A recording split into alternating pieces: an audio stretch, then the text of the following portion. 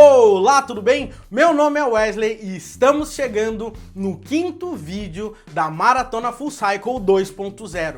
E eu realmente espero que esteja sendo uma jornada muito bacana aí para você. E no vídeo de hoje vamos tratar de uma das principais habilidades de um Full Cycle Developer: conseguir realizar o deploy das aplicações. Muitas vezes pode parecer que tudo isso são tarefas longas e árduas, porém, quando temos as ferramentas certas para realizar esses tipos de tarefa, no final das contas isso acaba entrando totalmente no piloto automático. E um dos principais conceitos que está por trás de tudo isso é a famosa CI ou Continuous Integration, ou seja, integração contínua. A ideia da integração contínua é realizar o build da sua aplicação cada vez que queremos subir o código novo para o repositório.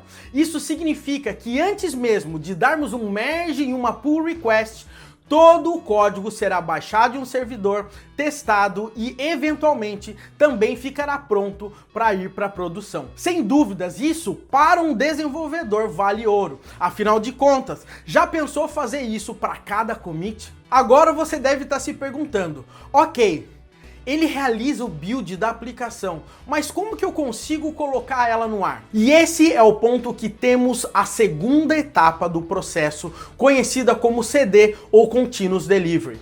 Esse processo tem o objetivo de colocar a aplicação no ar de forma automática ou semi-automática. No caso da forma semi-automática, precisamos sempre de uma aprovação manual para que o código possa ir para o ar.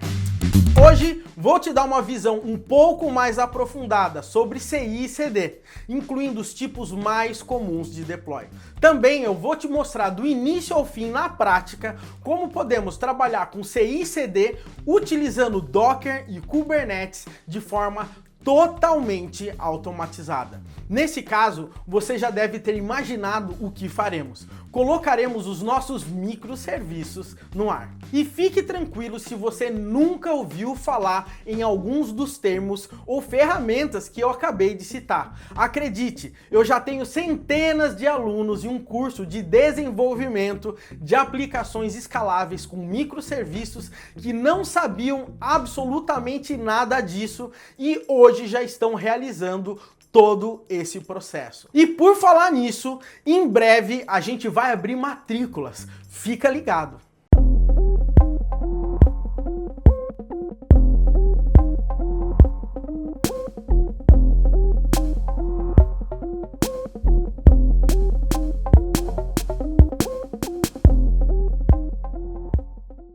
Bom, pessoal, seguinte, então vamos entender um pouquinho mais toda essa parada para eu conseguir te mostrar como que a gente faz para colocar uma aplicação no ar e também como que funcionam os containers, que vão ser, vamos dizer assim, a nossa cereja do bolo para a gente conseguir fazer tudo rodar, legal? E para isso eu quero te dar uma introdução bem tranquila sobre Docker. Sinceramente, eu não sei o quanto você já manja de Docker. Talvez sim, talvez não, então eu quero passar algum conteúdo e depois a gente vai avançar com outro camaradinha chamado Kubernetes. Então, vamos lá.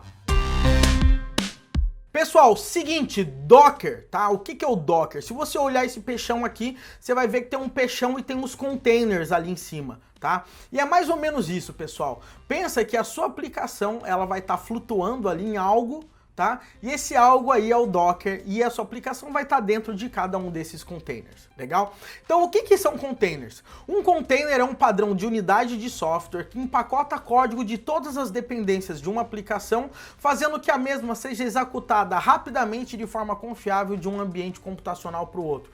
Pessoal, é muita coisa e parece que não faz sentido nenhum, tá? Principalmente o seu primeiro contato aí com Docker. Mas o que ele está dizendo aqui é que um container, tá? É uma unidade de software, ou seja, você coloca o seu software ali, né? Vira um software e esse software ele pode funcionar em diversos outros lugares de uma forma muito leve. tá? É isso que é o Docker. Então vamos imaginar como é que funciona toda essa história de container, como é que funciona a ideia do Docker, tá? Primeiro ponto que você tem que entender é que o container, ele não é necessariamente uma virtualização, como a gente está acostumado, um VirtualBox, um Vagrant ou qualquer coisa desse tipo, tá? O container, ele roda no topo do sistema operacional que já existe, ou seja, no topo do sistema operacional da sua máquina. Legal?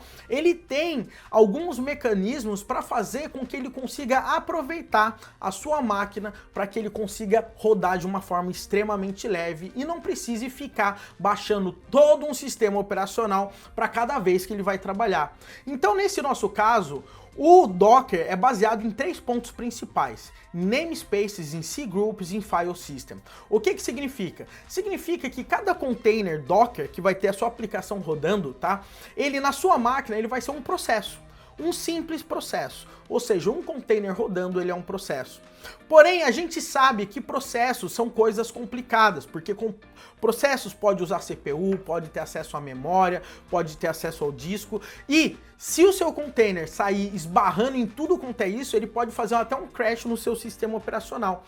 E é aí que está toda a inteligência como o Docker conseguiu trabalhar. Tá? Existe um processo, tá? um projeto que é um projeto de namespaces em relação à parte do sistema operacional, que você consegue isolar os processos. Então o que significa? Significa que quando você subir seu container e você quiser ali verificar os processos que estão rodando, você vai ver somente os processos, tá?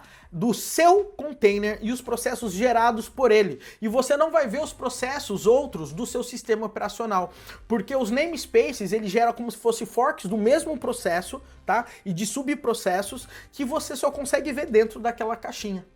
Um outro ponto é que uma vez que eu não enxergo outros processos e eu não vou conseguir afetar outros processos, eu vou também querer cercar o meu sistema operacional em relação à parte de recursos. Ou seja, eu não quero que um container use, por exemplo, toda a memória do meu sistema, senão vai dar problema. Então a gente tem algo que a gente chama de cgroups. O cgroups ele consegue controlar e isolar os recursos. Então, baseado nisso, eu não vou ver outros processos e eu não vou conseguir usar mais do que permitido quando eu for trabalhar ali com o meu container.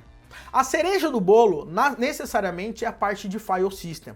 O Docker, ao invés dele sair baixando toda a máquina, ele trabalha com um sistema chamado de Overlay File System. Ele trabalha em camadas. Então, se ele vê que a sua máquina, o seu próprio host ou outros containers que você está usando já tem um pedaço daquela informação que ele precisa, ele reaproveita. Então, ele vai tendo camadas em cima de camadas. Então, por exemplo, imagina que eu tenho um container que está rodando o Ubuntu, que está rodando o Vim, que está rodando o Nano.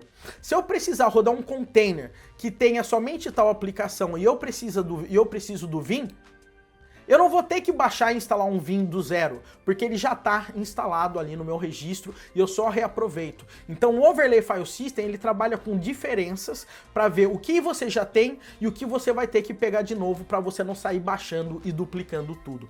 É uma solução realmente fantástica, tá? Então, essa é a ideia, eu tenho um processo aqui pra gente.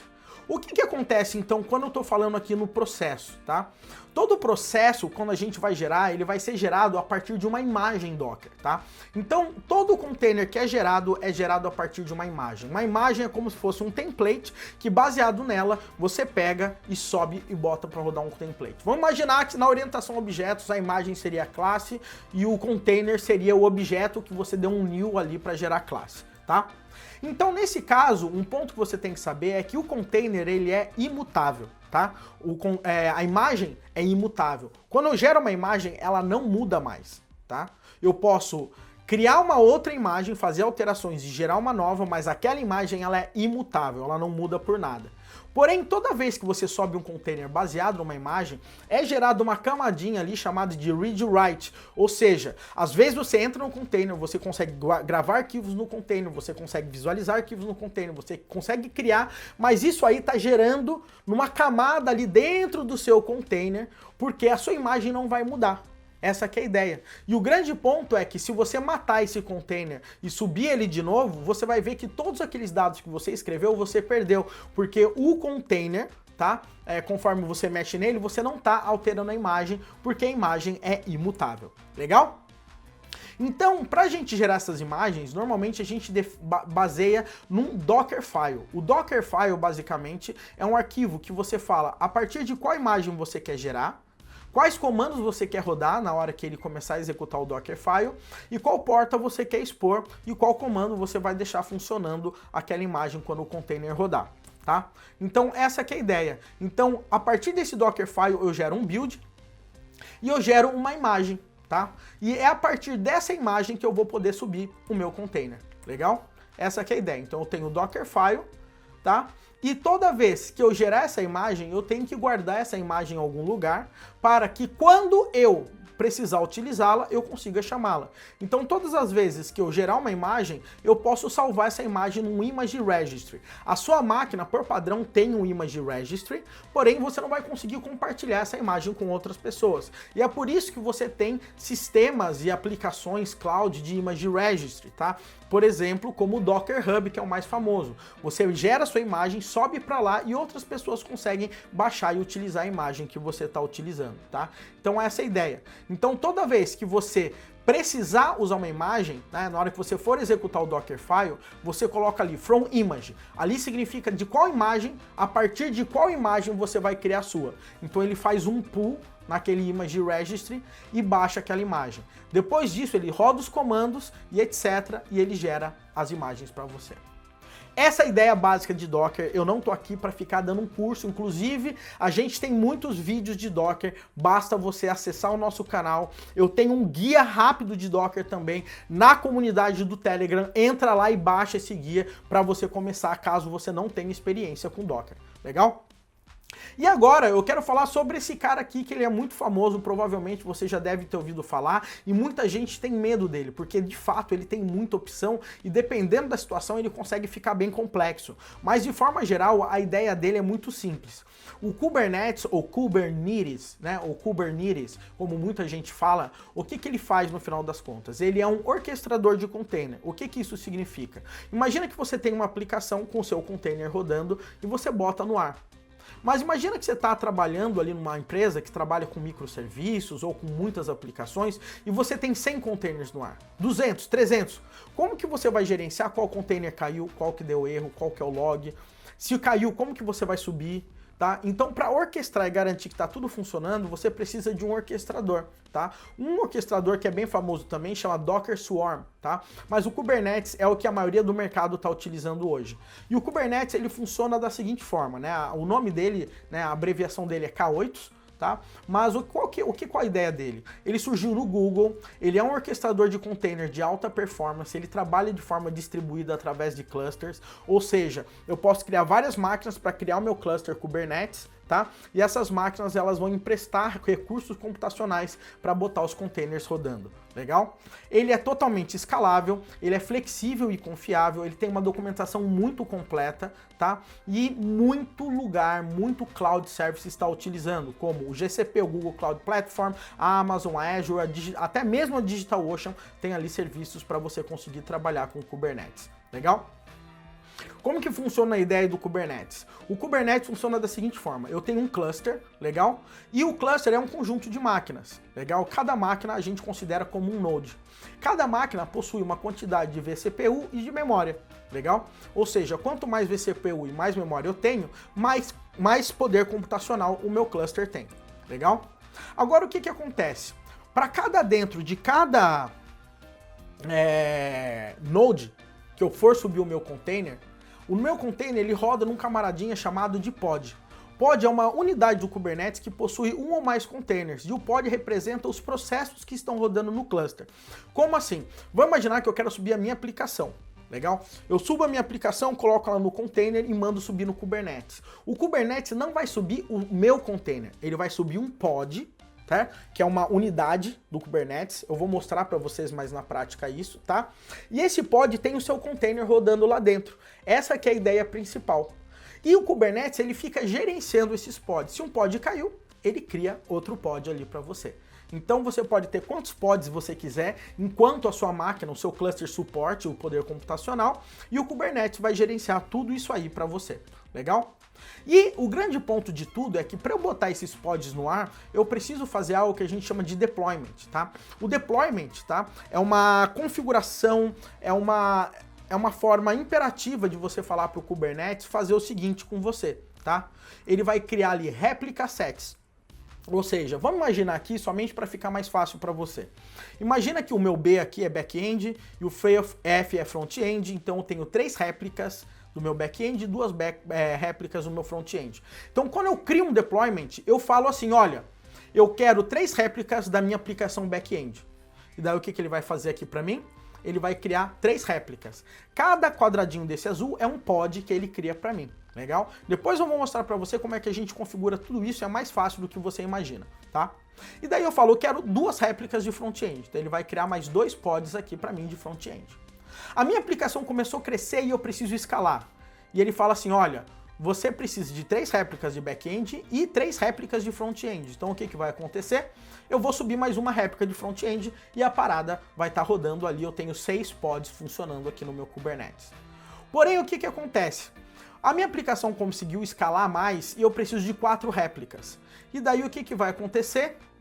Na hora que eu mandar 4 réplicas, uma réplica vai ficar pendente e vai falar, olha, eu não tenho a quantidade mínima de CPU para conseguir botar mais uma réplica aqui nesse node do Kubernetes, tá? Tá lotado aqui, a memória, vCPU, tô enrolado.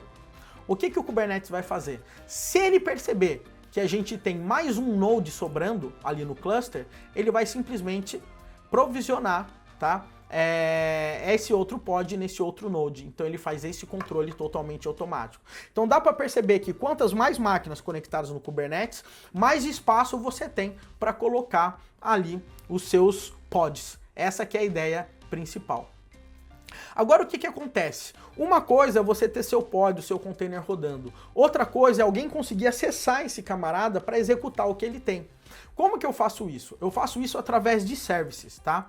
O service é uma feature que permite o Kubernetes a disponibilizar os recursos de rede e auto-discovery. Ou seja, quando eu falar eu quero ter acesso ao back-end, o service vai falar quem são os caras de back-end que estão rodando. Daí ele vai ter uma resposta automática de auto-discovery. São esses pods aqui.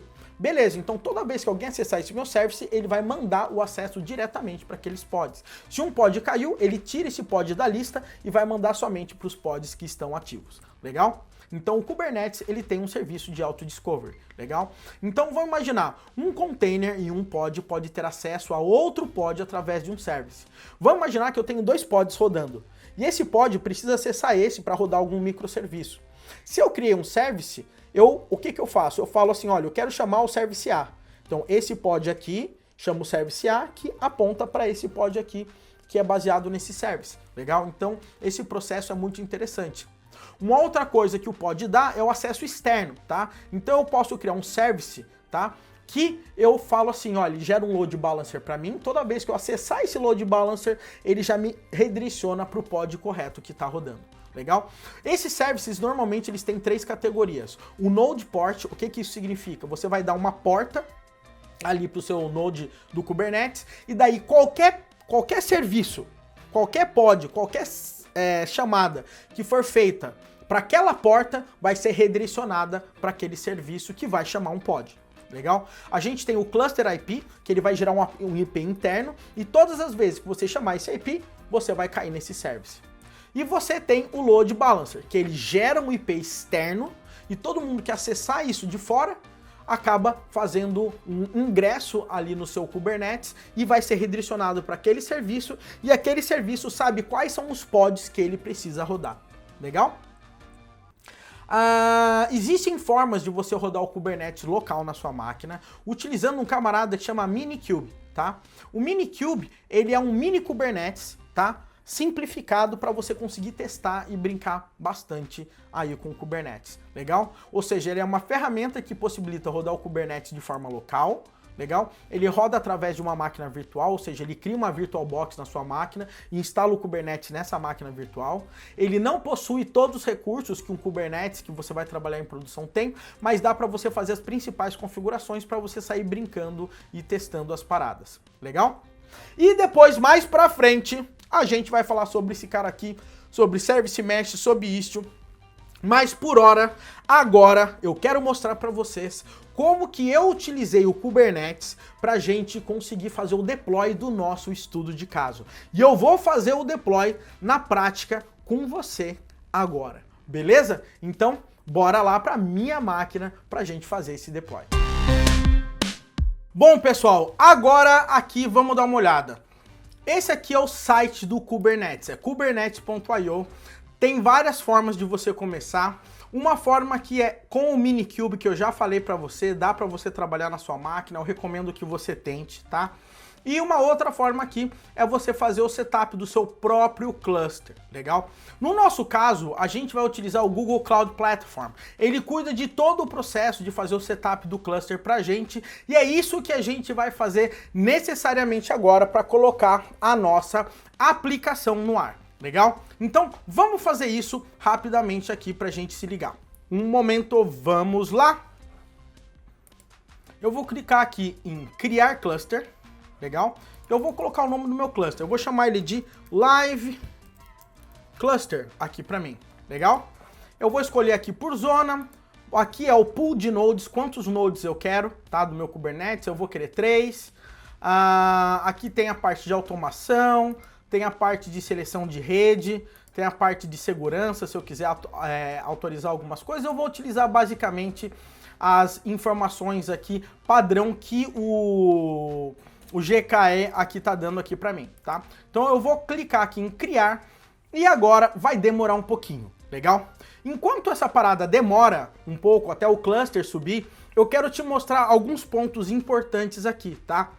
Todas as vezes que você for trabalhar com Kubernetes, normalmente você vai trabalhar com arquivos declarativos. O que que isso significa?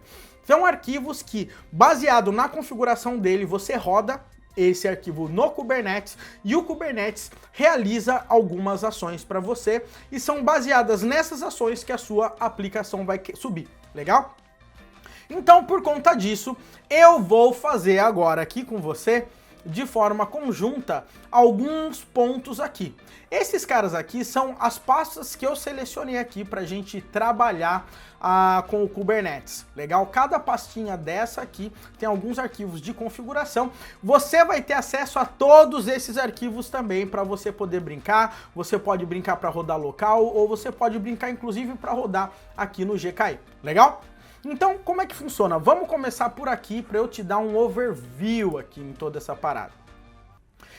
Você vai perceber aqui que de cara, tá? Eu separei em back-end e em front-end a parte de live, porque a gente tem um SPA e um back-end mesmo no nosso Live Manager. Então, aqui no back-end, eu vou começar por esse cara aqui do Redis, tá?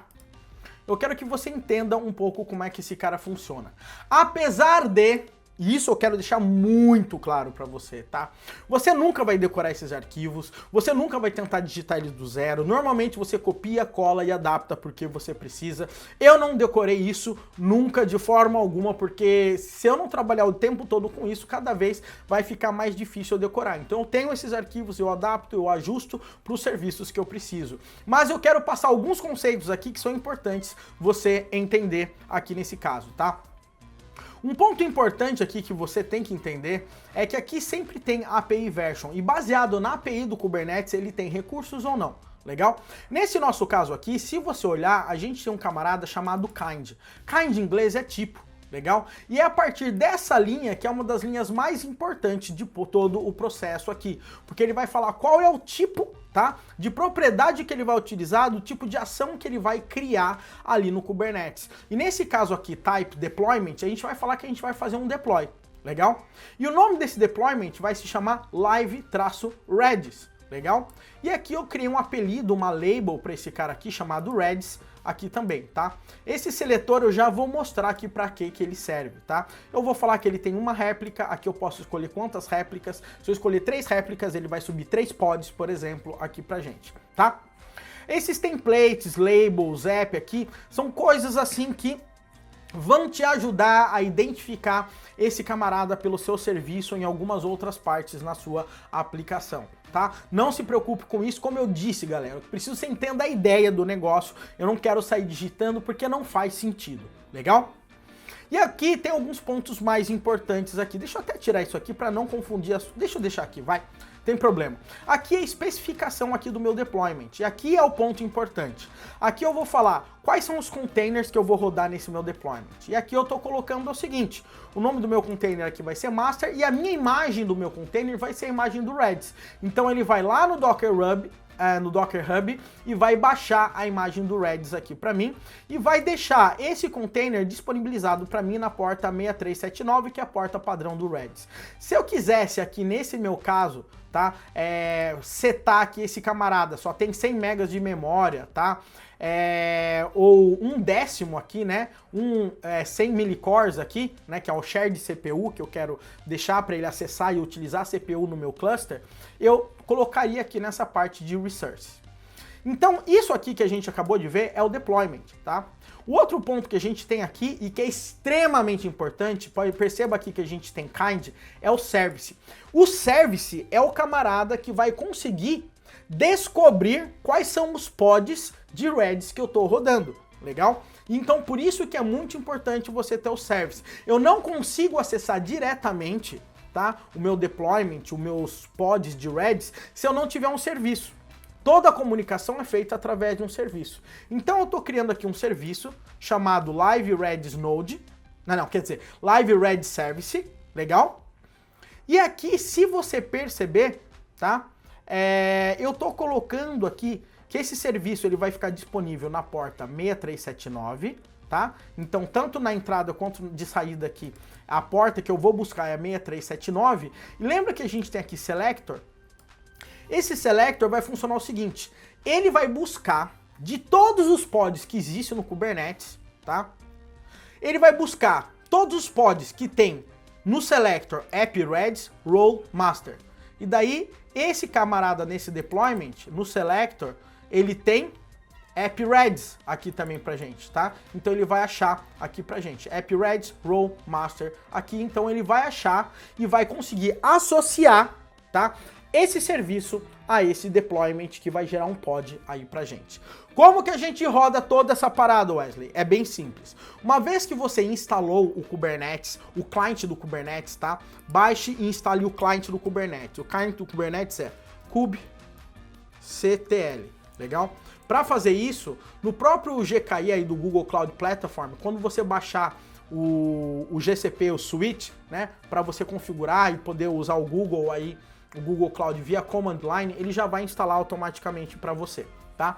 O meu cluster agora aqui tá pronto, se você perceber, tá? Se eu entrar nele aqui, ó, você vai perceber que eu tenho os detalhes do cluster, em relação ao armazenamento, como é que tá tudo isso aqui, os nodes que eu tô rodando, vai mostrar as 3 máquinas que eu tenho, quanto de memória eu tenho de alocável, então em cada máquina eu tenho 2.7 GB de RAM, e eu tenho aqui, tá? Quantos de CPU que eu consigo alocar. Então, baseado nisso, eu consigo ver quanto que o meu cluster está cheio ou não. Primeira coisa, uma vez que você tem aí o comando, né, do gcloud, tá? Você baixa o gcloud na sua máquina, tá? O Command Line Interface do Google Cloud. Uma vez que você fizer isso, você vai rodar esse comando aqui, ó, gcloud container clusters, get credential, tá? E uma vez que você estiver logado, automaticamente você vai se conectar com o cluster Kubernetes, tá? Então o gcloud vai instalar tudo para você. Então eu vou dar um enter aqui, ó. E ele vai fazer a configuração para mim, para toda vez que eu for utilizar o Kubernetes, agora eu já vou estar falando lá com aquele meu cluster. Olha só que interessante aqui, ó. kubectl get nodes. Olha só que interessante, ele trouxe aqueles 3 nodes que o meu cluster tem. Legal? kubectl get svc. Aqui eu vejo todos os serviços que eu tenho criados. E eu tenho o serviço principal, que é o serviço do próprio Kubernetes. Legal? Então, olha aqui como é que funciona a ideia para você trabalhar com Kubernetes. No nosso caso aqui, tá? Deixa eu colocar Projects Maratona 2... K8 aqui, tá? A gente vai subir aquele primeiro serviço do Redis que eu falei para você. Ele tá aqui na parte de live. Como que eu aplico esse arquivo aqui, que eu acabei de falar, tá? No meu Kubernetes. Simples. Eu vou dar um kubectl, apply "-f", o "-f" é de arquivo file, né? Live, Redis, live backend, Redis, live Redis aqui. E vou dar um enter. Quando eu der um enter, o Kubernetes, você vai perceber que ele deu um apply no meu deployment e criou um service aqui para mim. Como se eu sei se essas paradas estão funcionando? Olha só, eu posso dar um kubectl get pods, e ele vai me retornar aqui que eu tenho um pod chamado live Redis, com esse nome bizarro, e eu tenho uma instância dele aqui rodando, um pod de 1 rodando aqui para mim. Mas isso aqui é o pod. E o meu serviço que eu criei? Eu vou dar aqui, ó, kubectl get services, e ele vai trazer aqui para mim, ó, o live Redis service. Legal? Ele é um cluster IP, ele tem esse IP aqui para eu conseguir trabalhar, e esse serviço responde na porta 6379. Legal? Essa aqui é a ideia. Se você quiser algo mais visual, eu consigo chegar aqui no próprio Google e clicar aqui, ó, cargas de trabalho. E ele vai mostrar aqui que eu tenho esse meu pod rodando, ó, um pod de 1, ele é um tipo deployment, o cluster que ele está rodando. Se eu entrar aqui, eu consigo ter mais recursos aqui, eu consigo ver como que ele está usando de CPU, memória, disco, de como todas essas paradas estão funcionando e qual é o serviço que está expondo esse pod, que é aquele Live Redis Services. Se eu clicar aqui, por exemplo, em serviços e entradas, você vai ver que eu tenho aquele meu serviço aqui, Live Redis Services, com o IP, e esse IP é interno aqui do meu cluster. Legal? Então a gente já tem o Redis rodando. Doeu? Não doeu, né, galera? Foi bem simples. Vamos subir outro serviço aqui. Um outro serviço que é simples de subir é o próprio RabbitMQ, que a gente vai precisar para filas. O RabbitMQ, mesmo esquema. Ele é deployment, o nome dele é RabbitMQ serviço. O selector para o serviço achar ele é RabbitMQ. O containers aqui chama RabbitMQ 2.3 Management. Ele vai liberar essas três portas aqui, essas duas portas aqui pra gente. E aqui são variáveis de ambiente que eu acabei setando do RabbitMQ. Se eu for utilizar Docker Compose, etc., eu tenho que habilitar essas variáveis de ambiente, eu posso colocá-las aqui dessa forma, ou eu posso trabalhar com secrets. A gente vai mexer com secrets daqui a pouco, para a gente não deixar exposto aqui a senha que a gente vai trabalhar. Então, isso aqui é o deployment do RabbitMQ e aqui é o serviço do RabbitMQ. O serviço do RabbitMQ, nesse caso, eu estou disponibilizando o nome dele como Load Balancer. Por quê? Porque eu quero acessar esse serviço do meu browser, legal? Para eu conseguir acessar o RabbitMQ. Então ele vai gerar um IP externo para eu conseguir acessar ele. No próximo passo, quando a gente for falar de Istio e política de ingresso, você vai perceber que eu não preciso ter um monte de load balancer. Mas nesse caso eu vou criar um monte, ok? Então tá aqui o RabbitMQ, eu falo qual é a porta que ele vai trabalhar e o nome do serviço, RabbitMQ Service, e ele vai buscar aqui para mim todos os pods que o selector app é igual ao RabbitMQ. Então ele vai achar aqui, ó, app RabbitMQ, e ele vai buscar. Vamos rodar esse cara. Lembrando, você vai ter todos os arquivos, não fique matutando nos detalhes ali, porque é muita informação, mas você vai perceber que a ideia principal é um deployment nessa imagem, com esse selector para o serviço conseguir encontrar. Legal? Então vamos lá, kubectl apply "-f", RabbitMQ, rabbitmq.yaml. Prontinho, ó, criou o deployment, criou o service. Vamos ver agora aqui então, get service. Tá vendo que tá pending aqui, external IP? É porque ele tá gerando o load balancer aqui para mim. Legal? E se eu der um kubectl get pods, ele vai trazer aqui para mim o RabbitMQ que já está rodando aqui no meu cluster. Então é só eu esperar o IP desse cara funcionar. Então vamos fazer o seguinte, ó, kubectl get svc, vamos ver a hora que o IP estiver disponível, daqui a pouquinho a gente já volta aqui para pegar o IP desse cara, quem sabe a gente não acha e a gente não entra ali no RabbitMQ. Legal? Bom, agora que... Vamos ver, quem sabe ele não gera logo. Ah, gerou aqui o IP externo, tá? Eu vou tentar acessar aqui somente para ver se rola alguma coisa. 165.15672. 35, 2 pontos, 15672. E pronto, entrou no RabbitMQ. Eu acho que a senha é de mim, eu não lembro qual que é a senha que estava aqui. Essa aqui é a senha mesmo, ó. E eu tô no RabbitMQ aqui funcionando bonitão aqui pra mim. Beleza? Próximo da fila, Vamos dar uma olhada aqui agora. Eu já tenho o RabbitMQ, eu tenho o Live Redis e agora aqui eu vou rolar o MySQL para o meu live, tá? O MySQL aqui, galera, eu quero que vocês entendam uma coisa.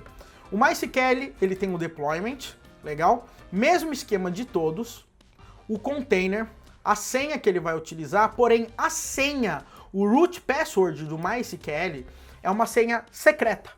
Como assim uma senha secreta? Eu não quero que ela fique disponível aqui. Então eu criei um secret lá no Kubernetes. Como que você cria um secret? Deixa eu colocar aqui, ó. Assim, ó. kubectl create secret, ele é genérico, e o nome do secret vai ser MySQL pass, certo? Onde password é igual a A1, S2, D3, S4, F4. Então quando eu der enter aqui, ó, perceba que ele deu aqui secret created.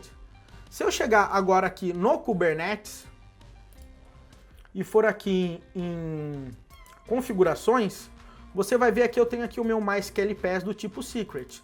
Se eu clicar aqui nele, ó, eu vou ter aqui meu password, que ele não fica mostrando aqui pra mim, mas assim, não é a forma mais segura do mundo, mas pelo menos você não precisa ficar expondo o segredo lá naquele arquivo de configuração, tá? Essa aqui é a ideia básica e esse secret aqui, ele trabalha dessa forma.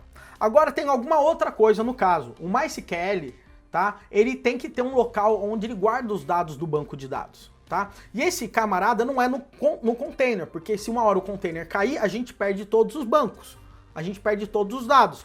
Lembra, o container ele é imutável, se ele subir, ele sobe do zero.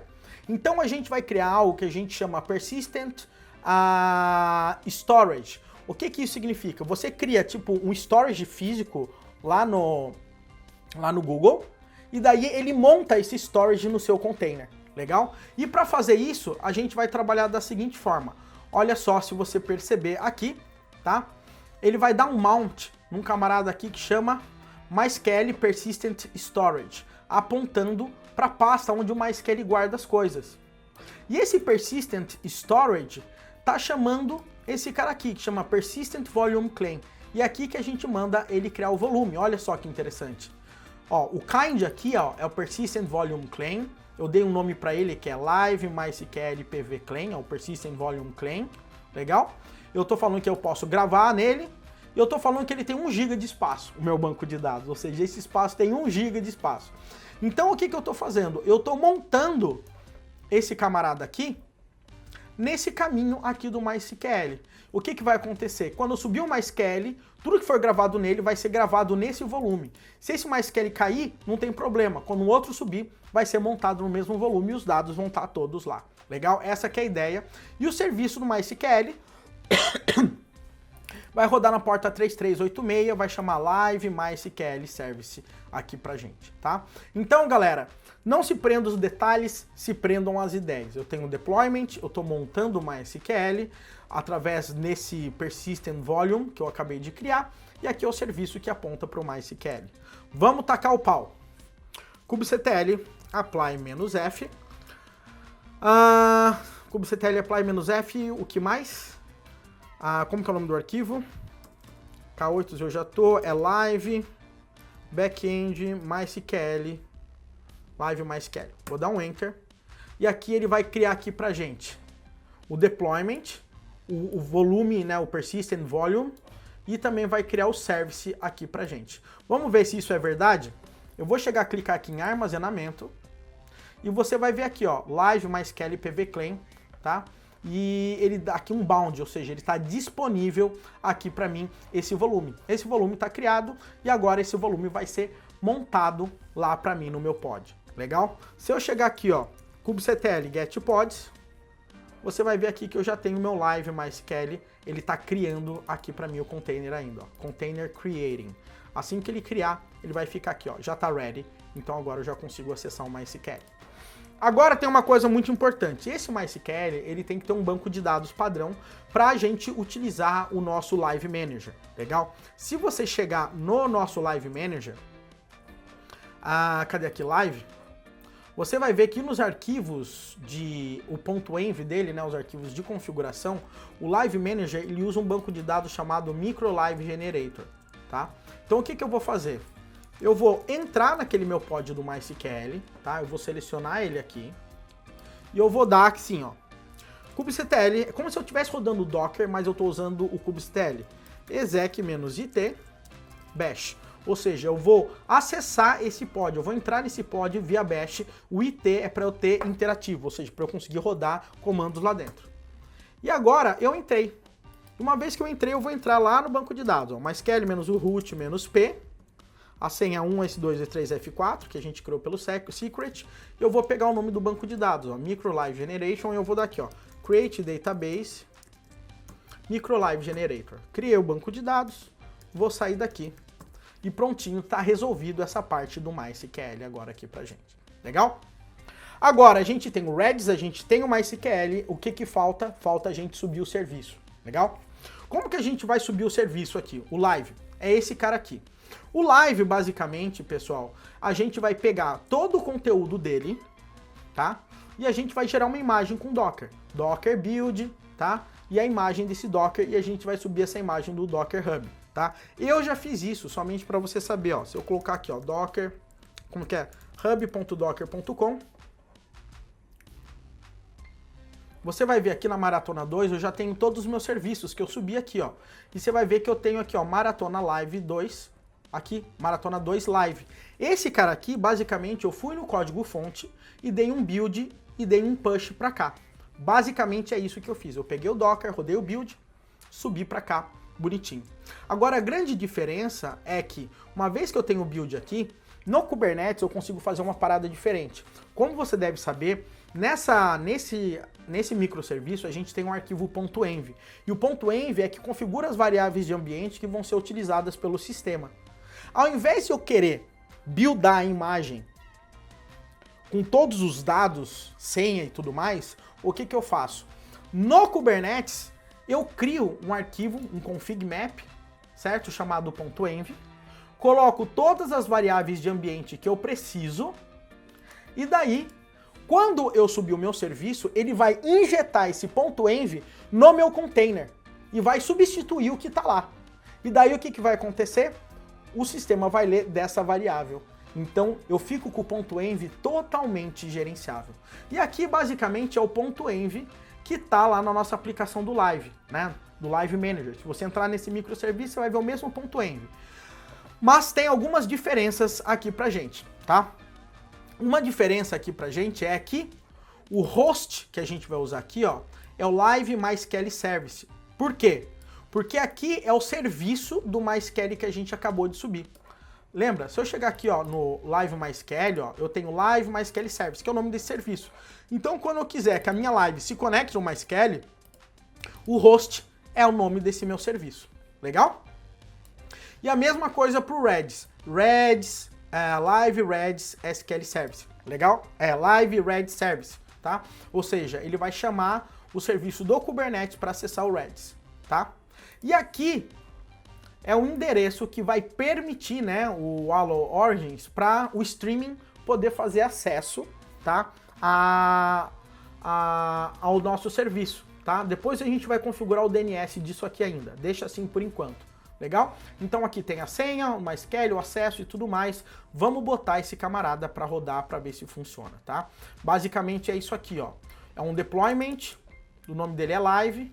Tem esse container, que é o Maratona Live, são essas três portas que ele usa. Uma porta para o PeerJS, para a parte do WebRTC, a porta 5000 é a porta do gRPC e a porta 3000 é a porta do Node.js. Legal? E aqui a parte de configuração, ó, lembra aquele .env? É aqui que ele está montando. Legal? Ó, perceba, ó, volume mount, ele está montando um volume .env que está vindo através do liveconf. O liveconf é esse cara aqui. Legal? E aqui tem o serviço, legal? Vai ser um load balancer que vai expor essas três portas aqui pra gente. Então vamos subir esse camarada aqui, pessoal. kubectl apply-f, live backend, live.yaml. Vamos rodar o pau aqui e vamos ver o que vai acontecer, ó. Então ele criou o .env lá, né, o liveconf. Ele está criando o deployment e está criando o serviço aqui pra gente. Vamos ver se está rolando. kubectl get pods. Está criando o container aqui ainda pra gente. Vamos ver se ele continua criando. Vamos ver o service, kubectl get service. Ele está criando o serviço aqui pra gente ainda, ó, tá pending, mas ele já sabe quais portas ele vai liberar. Legal? Então vamos ver até que horas que ele cria o serviço. Opa, ó, subiu o meu pod, tá vendo? Ó, rodando um de um aqui pra mim, ó, live. E vamos ver se vai subir aqui o meu serviço. Opa, o live service subiu aqui também, ó. Esse cara subiu. Eu vou copiar esse IP agora e vamos ver se a gente vai ter o Hello World do Nest.js. Eu vou colocar aqui, vou colocar a porta 3000, que eu sei que está liberada. Vamos esperar ver se o Nest sobe, né? Demora um pouquinho no começo.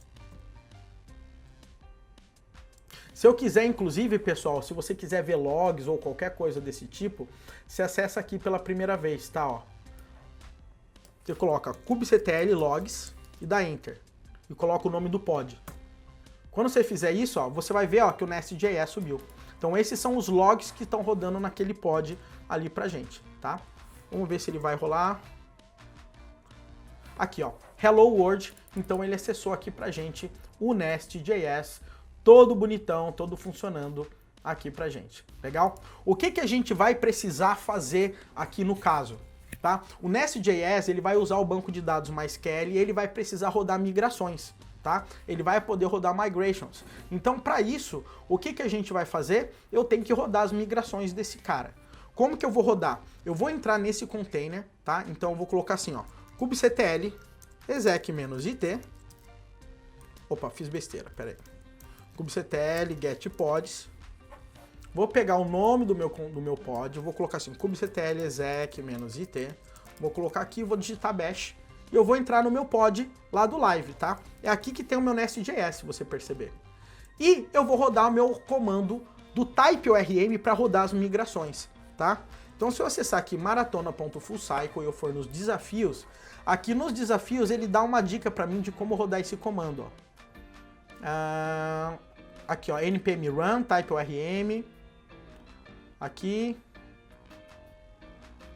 é migration run, eu acho, se eu não me engano. Deixa eu colocar assim para ver se vai. Migration run. E ele vai rodar as nossas migrações aqui. Vamos ver se ele vai conseguir falar com MySQL.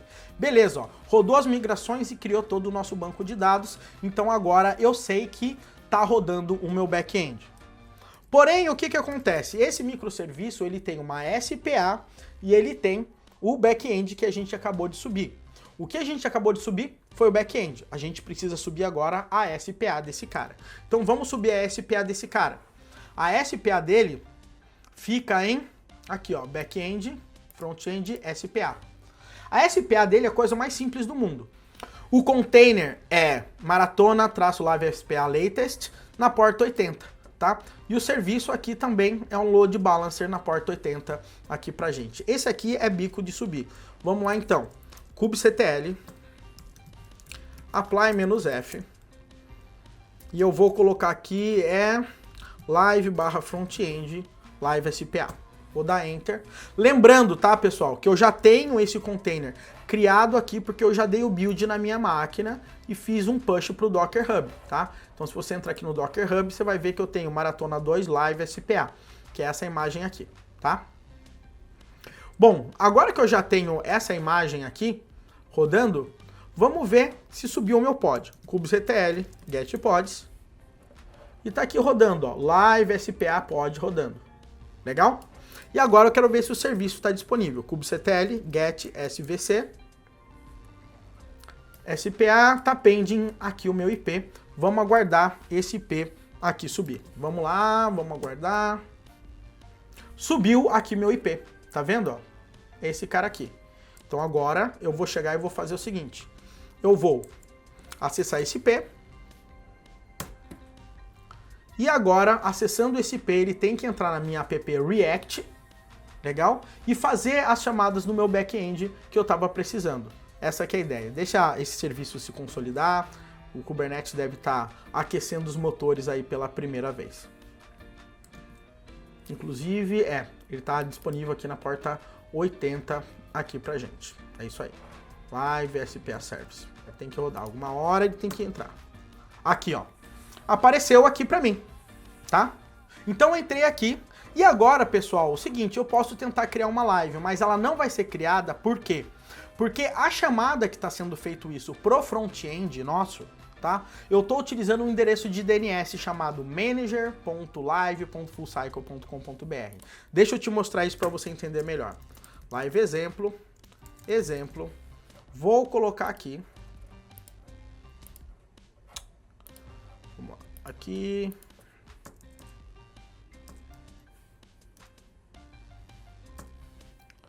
Senha. Vou enviar aqui, ó, e não vai acontecer nada. Se eu for inspecionar esse código e for no networking, você vai ver aqui que a chamada que está sendo realizada, opa, network, sources, quer ver, deixa aqui, network. Ó, tá vendo essa chamada aqui? Essa chamada, ela está sendo feita para um endereço chamado de tá dando pending. Se eu entrar nesse endereço, ele tá chamando manager.live.fullcycle. Que endereço é esse? É que ao invés de eu ficar usando IP, eu prefiro usar DNS. Isso aqui já estava configurado. Então o que eu vou fazer? Eu vou entrar aqui no meu cloudflare.com, vou fazer um login e vou mudar o DNS para o camarada certo agora aqui.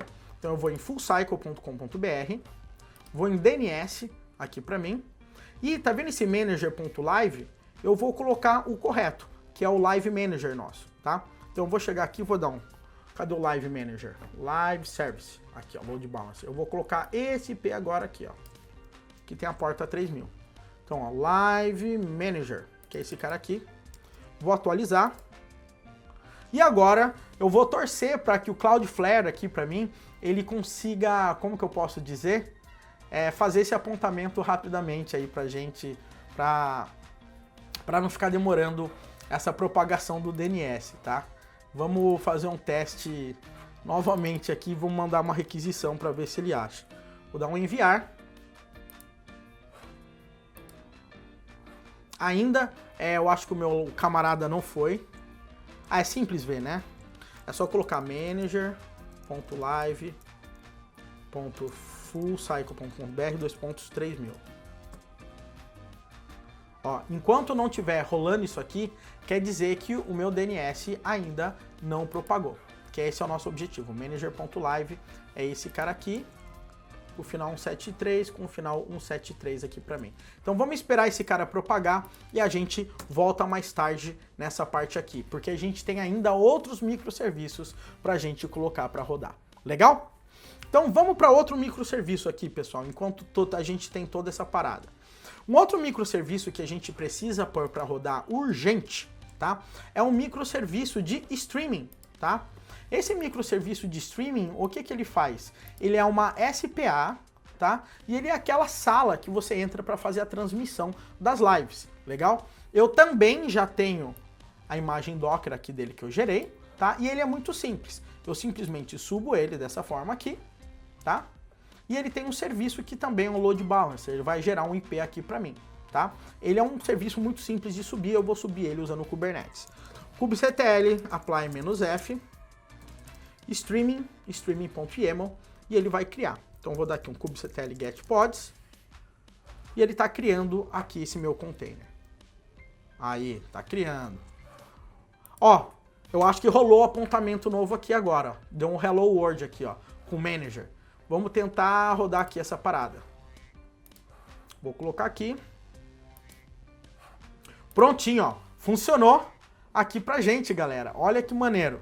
E aqui eu tenho fazer live, que eu vou começar a transmitir a live.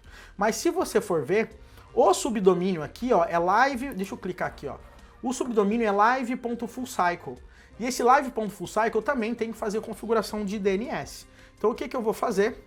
Eu vou ver aqui os meus serviços. kubectl get service. E eu vou ter que pegar o serviço de streaming, que é o camarada que a gente acabou de colocar, ó. Tá vendo? E eu vou pegar esse IP aqui, né, que é onde vai rodar o streaming, que é aquela sala. Vou aqui no meu Cloudflare e vou mudar esse IP para esse cara aqui, ó. E agora a gente tem que esperar de novo a parada rolar, né? Então vamos ver, daqui a pouco a gente consegue acessar essa sala de streaming. Tem que esperar o Cloudflare funcionar. Mas a gente sabe também que a gente precisa do chat. E o chat é um outro microserviço que a gente vai precisar rodar. Como que a gente vai fazer o chat? Mesmo esquema, mas o chat ele tem o MySQL e tem o serviço de chat também. Então a gente vai ter que criar o banco de dados MySQL aqui primeiro. E eu já tenho, obviamente, isso pronto. Então se eu chegar aqui em chat, e o chat usa o Redis também, tá? Mesmo esquema, Redis, igualzinho o outro que a gente fez. MySQL aqui, igualzinho o outro que a gente fez, a gente só tá mudando o nome para Chat MySQL, ao invés de Live MySQL aqui para mim. Então vamos botar essa parada para rodar. kubectl apply -f, a Chat Redis aqui para mim, e eu vou dar um Chat MySQL aqui para mim e ele vai criar. Legal? Ele vai criar aqui o MySQL, ele vai criar o volume também aqui para mim, lembra? Ele cria um volume fixo para eu guardar os dados, para caso o container caia, eu não perca as informações. Vamos ver os nossos pods aqui, get pods, todos rodando, menos do MySQL, o MySQL está criando aqui ainda pra gente. Beleza? Então vamos aguardar, galera, já estamos chegando lá. MySQL Container Creating, vamos ver se esse cara aqui tá rolando agora aqui.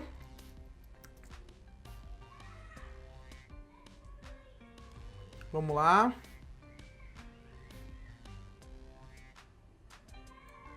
Bom, tem que aguardar um pouquinho, vamos guardar esse MySQL subir aqui também. Maravilha, ó.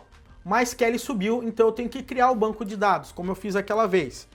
kubectl exec-it, coloco aqui, bash, vou entrar no MySQL, -u root -p, vou entrar aqui, e agora eu tenho que criar o banco de dados. Como que é o nome do banco de dados de chat? Tá aqui, ó. Aqui, ó. Micro Live Chat. Então, eu vou colocar aqui, ó. Create Database, Micro Live Chat. Criei meu banco de dados aqui pra mim. E tá tudo maravilha. MySQL tá ok, tudo isso ok. Deixa eu ver se o meu DNS já propagou aqui. Bom, ainda não foi aqui. Vamos ver o nosso chat, né? Então, o nosso MySQL tá ok, chat tá ok. Eu tenho que agora fazer o deploy da aplicação do chat. A aplicação do chat, nesse caso, o processo é bem parecido com o da live. Eu tenho um arquivo .env aqui para mim. Nesse arquivo .env eu tenho todas as configurações, incluindo o host do MySQL, que é Chat MySQL Service, legal? Aqui eu também tenho, ó, para liberar o course para mim, daquele endereço live.fullcycle, aquele que a gente está esperando botar para funcionar, né? Que a gente está esperando o DNS propagar.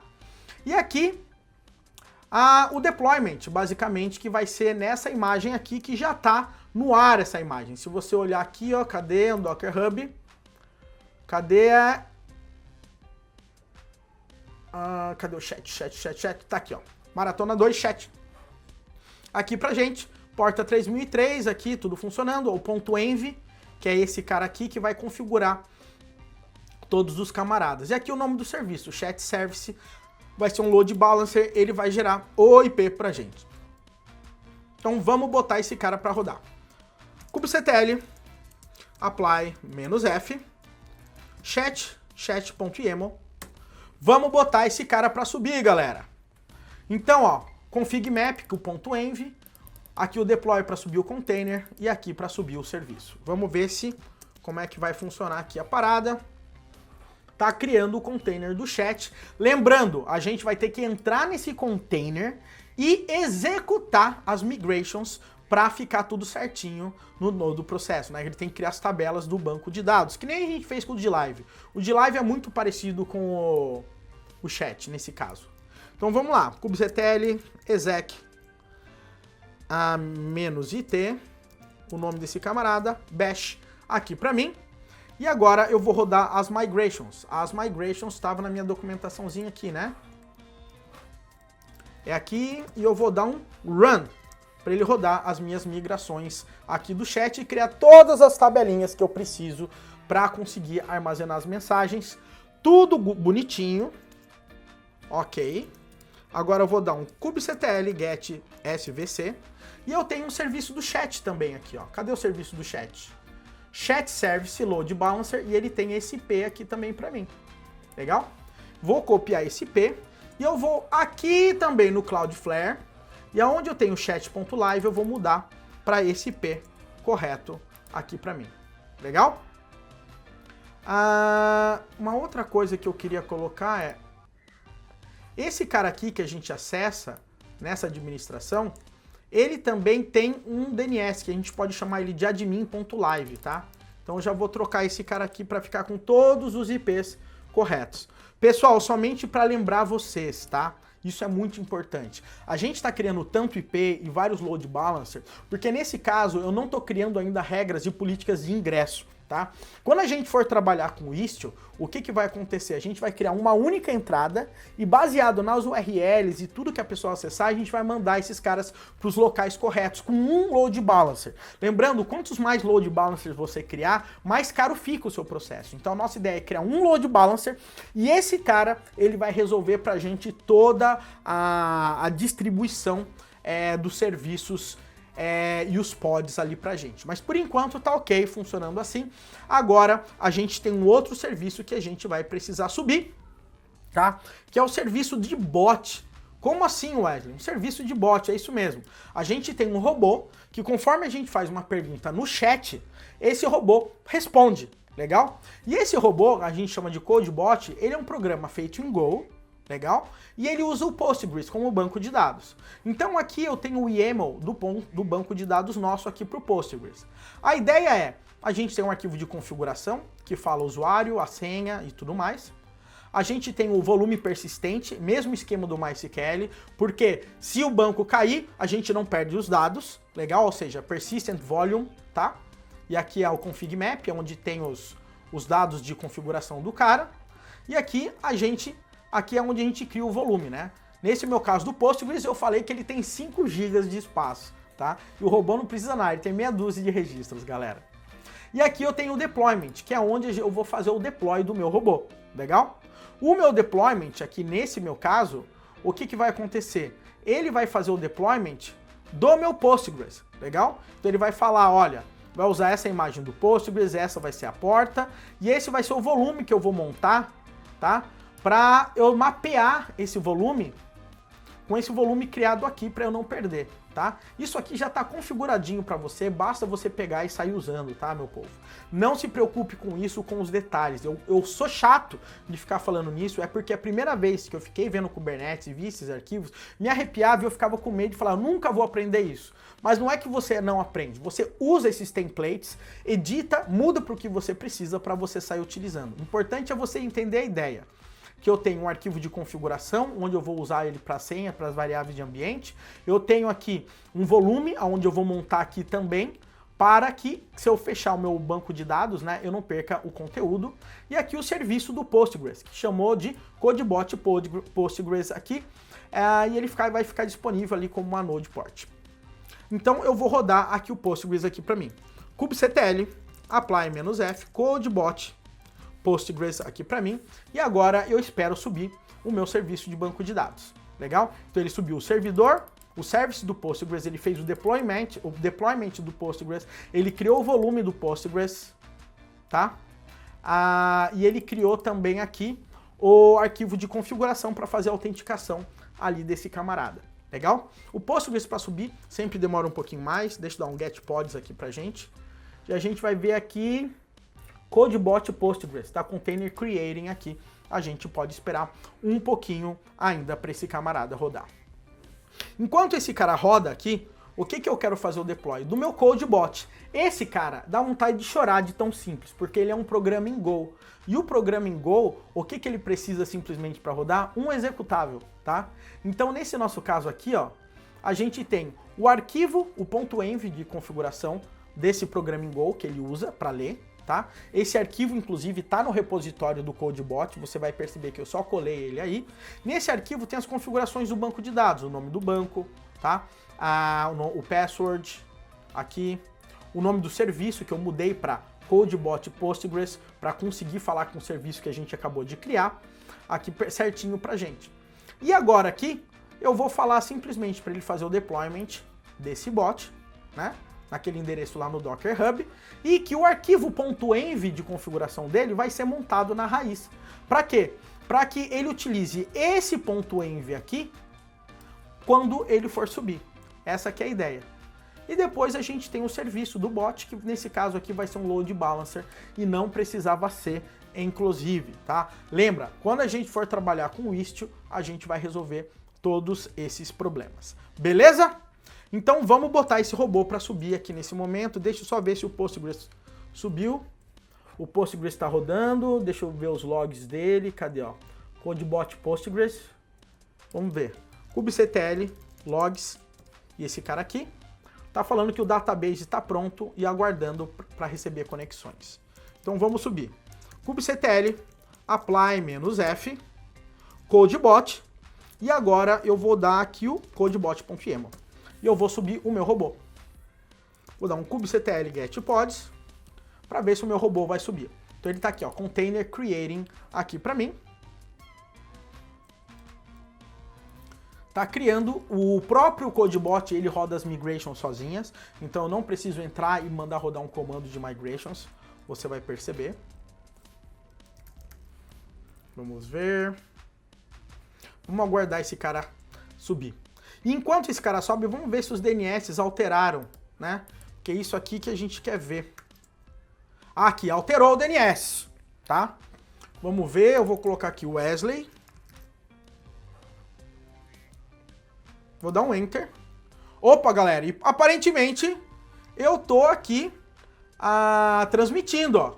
Como broadcaster, a minha aplicação tá rodando no ar, tá? Deixa eu mandar um olá aqui no chat para ver se funciona. Eu vou colocar olá. E saiu aqui olá no chat. Vamos ver agora pela perspectiva do viewer, pro cara que vai assistir a minha live. Vamos ver se funciona.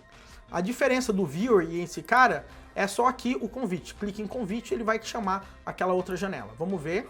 Eu vou colocar chamar como viewer mesmo, vou dar um enter. E tá transmitindo. Deixa eu dar um mudo aqui. Show, galera! Então, olha que maneiro. O que eu tô passando de um lado, tá aparecendo aqui do outro lado, e você tá me vendo na câmera aí ao mesmo tempo, tá com lagzinho, porque eu tô gravando com duas telas, o meu computador ele dá uma sentada aí na bunda, e essa câmera é com alta resolução aqui pra gente. Legal? Eu não sei se o chat já deve estar totalmente funcionando, porque tem a parada do DNS, tá? Porque não apareceu aquele olá ainda aqui pra mim, e já deveria, na minha opinião, ter aparecido. Tá? Deixa eu escrever olá aqui para mim para ver se sai algo. Olá, vai sair aqui, tem que sair aqui. Se não sair é porque não atualizou o DNS do chat ainda da forma como a gente queria, né? Não atualizou mesmo ainda. Eu acho que se eu acessar aqui ele vai dar vários erros aqui de conexão.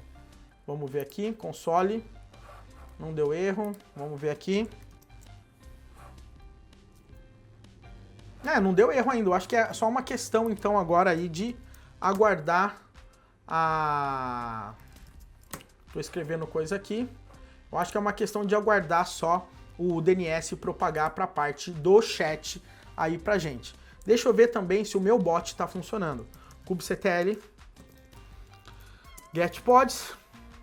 Meu bot está de pé aqui para mim, CodeBot. Como que eu sei agora para eu conseguir trabalhar com esse meu bot, tá? Eu tenho que lembrar como que tá a chamada do bot no chat. Deixa eu dar uma olhada aqui no microserviço de chat. Chat, microserviço de chat. Ele tá chamando CodeBot Service, então ele vai conseguir chamar assim, tá? Então esse aqui é um ponto. Show! Então eu vou tentar me conectar com o meu bot agora para eu cadastrar o meu bot para ele me responder as perguntas, tá? Como é que eu faço isso? Eu vou dar um kubectl get service e vou pegar o IP do meu bot.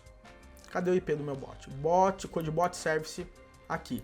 Lembra, galera, um monte de load balancer, eles vão sair daí quando a gente for trabalhar com isso, tá? Então agora o que eu vou fazer aqui? Eu vou usar o cliente, tá, chamado Evans de gRPC, para a gente fazer esse processo. Lembrando, galera, eu acredito que você já deve ter visto esse cara se você assistiu um dos vídeos nossos aí da maratona explicando isso.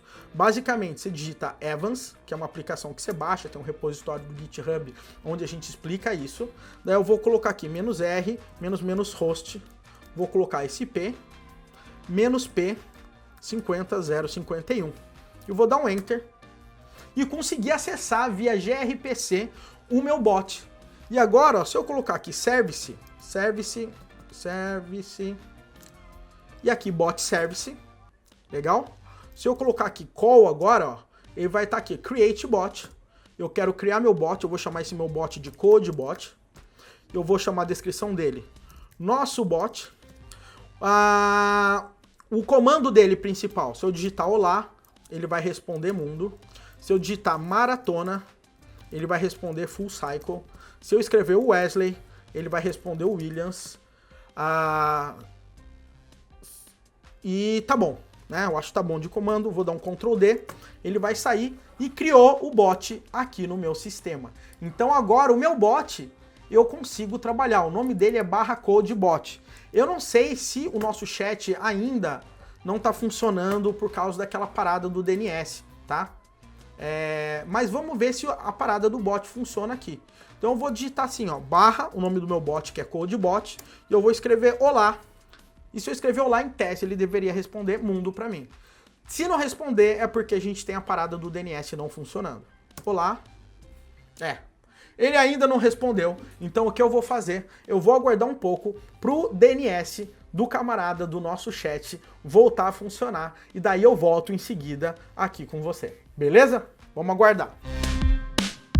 Pessoal, uma coisa também que vai atrapalhar para o nosso chat não funcionar também é o seguinte: se eu for aqui, tá, na configuração do chat, você vai ver que tem generator gRPC URL e tem um IP aqui. Essa URL, no final das contas, é o do nosso Live Generator, tá? Do nosso Live Manager, que é esse cara aqui, ó, que está disponibilizando a porta 5000 pra gente, que é esse IP aqui. E esse IP, basicamente, ele está relacionado com o nosso Manager, né? Que é esse final 173. Então aqui eu vou colocar manager.live aqui pra gente. Então eu vou colocar assim, ó, manager.live.fullcycle.com.br e vou fazer a alteração desse meu arquivo de env, do chat.conf. Então vou dar aqui, ó, kubectl, apply-f, e daí eu vou rodar aqui a chat.yaml e vou fazer essa alteração aqui. Porém, eu só mudei esse arquivo, eu tenho que reiniciar esse meu container, tá? Então como é que eu reinicio? Eu vou acessar o meu pod, get pods, aqui pra mim, e eu vou chegar aqui no meu chat e vou matar esse pod. E quando eu matar, ele vai recriar outro aqui pra mim, tá? Então eu vou chegar aqui no codebot, no codebot não, é no meu chat, vou dar um delete pod, e vou fazer esse cara subir de novo aqui pra mim. Quando ele subir de novo, ele vai subir e vai dar um refresh aqui para mim, basicamente nessa variável de ambiente que eu acabei de trocar. Vamos ver se isso aqui ajuda o nosso processo para a gente conseguir trabalhar aí. Vamos dar um kubectl get pods. Tá rodando no ar agora. Vamos aqui na nossa transmissão. Vou dar um atualizar aqui para mim. Vou colocar aqui Wes. Vou dar um enter aqui. Já estou aparecendo como streaming viewer. Vou entrar aqui também. Eu vou colocar Wes Broadcaster. Vou entrar aqui também, tá? E vamos ver se o nosso chat funciona. Olá, apareceu aqui olá pra mim. E apareceu olá agora no viewer aqui pra mim. E eu vou mandar agora show. Mandei um show aqui. E aqui no Broadcaster, o show apareceu e o nosso chat está funcionando. Vamos testar a cereja do bolo, que é o nosso bot? Então eu vou colocar /codebot, olá, e ele vai ter que me retornar mundo, codebot, maratona, full cycle, /codebot, Wesley, Williams. Se eu colocar um comando que não existe, /codebot, Ana, não entendi a sua mensagem. Galera, praticamente era isso que eu queria fazer para colocar toda essa aplicação no ar. Todos esses arquivos do Kubernetes que que eu usei aqui para fazer as aplicações, eu vou deixar aqui para você baixar. E daí basta você mudar os domínios que você quiser utilizar para fazer funcionar na sua máquina ou eventualmente em outro cluster de Kubernetes. Legal? O grande ponto é que você viu um processo de como que eu fui montando e explicando bem devagarzinho aí para você como que a gente consegue configurar toda essa parada. Espero que você goste, a nossa maratona não acabou, aguarda o nosso próximo vídeo e não esquece de participar das nossas lives, legal? Lembrando, se você quer ter um certificado de participação, faça todos os desafios. Um grande abraço, beijo no coração, a gente se vê no próximo vídeo.